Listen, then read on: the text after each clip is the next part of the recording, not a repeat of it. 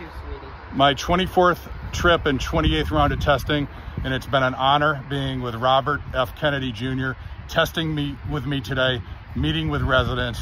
This is how you get things done, and this is how we're all going to work together from all walks of life, all political parties, because we can all buy into preserving and protecting human health and the environment.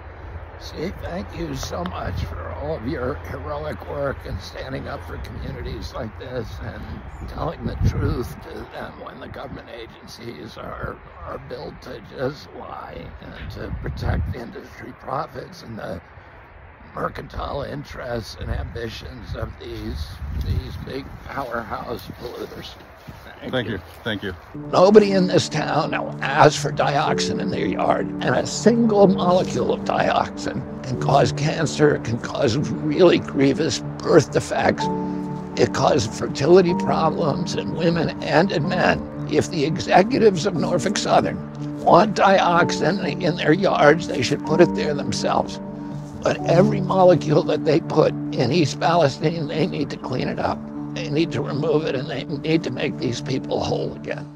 But this occurred because of a failure of government.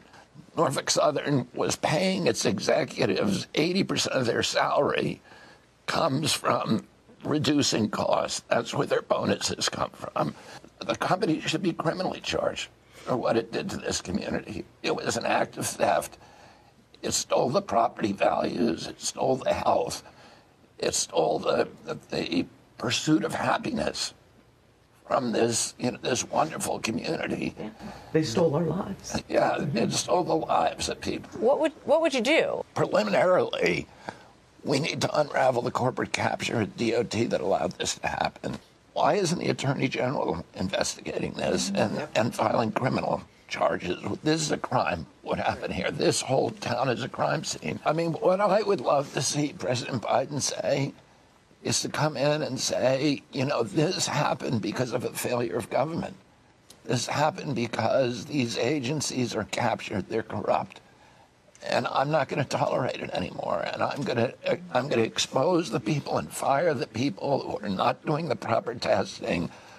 I'm going to prosecute the people who are responsible at the outset. Yeah, they talked about the fact that they believe that the EPA is basically in bed with Norfolk Southern. So they do the tests and they say, oh, the tests all came back fine.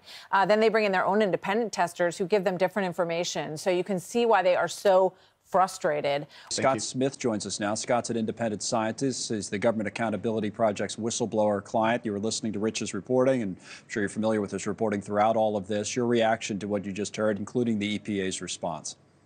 Well, first of all, thanks for having me, Connell, but the EPA is clearly operating as the public relations arm for the multi-billion-dollar corporation Norfolk Southern. Let me put this in context. Sure. I've been doing this for 18 years and over 60 disasters, starting with my own.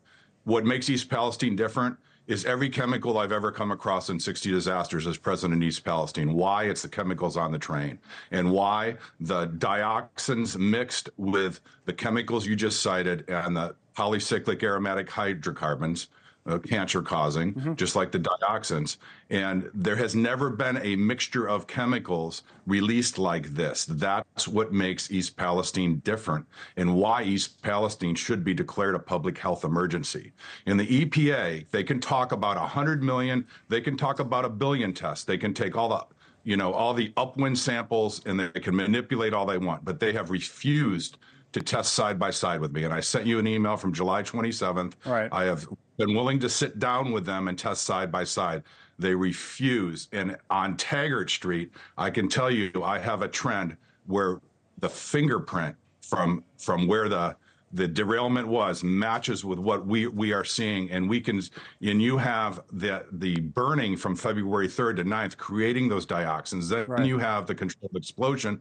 Then you have the third event. And no one's talking about this. The third event is the ongoing heavy remediation after April 18th, which we are showing an increase in contamination and sulfur run in the sediment and in residents reporting health symptoms. And I continue to offer to sit down with the EPA, but they will not sit down They with won't me. sit and down with you. They What about will not- right now, Scott? What would you say about right now, as to best of your knowledge, with the most recent testing and data that you have, East Palestine and the situation, April 2024? What's it like? Well, I would tell you that the good news, in a way, is, and all the smears and defamation coming at me from the EPA and Norfolk Southern, 60% of my results do say what things are within background. 40% is in hot zones. So the hot zones need immediate follow-up testing, and that's by the EPA's own contractors. And they're refusing to test in what I call a hot zone, where you have elevated levels per their own standards set by the EPA. And they refuse to test these hot zones in these affected areas where residents are reporting health symptoms. Still, present day, right now. Still. Yeah. They still refuse. Scott, we thank you for your time, Scott Smith, and we'll stay, as we have been, on top of this story.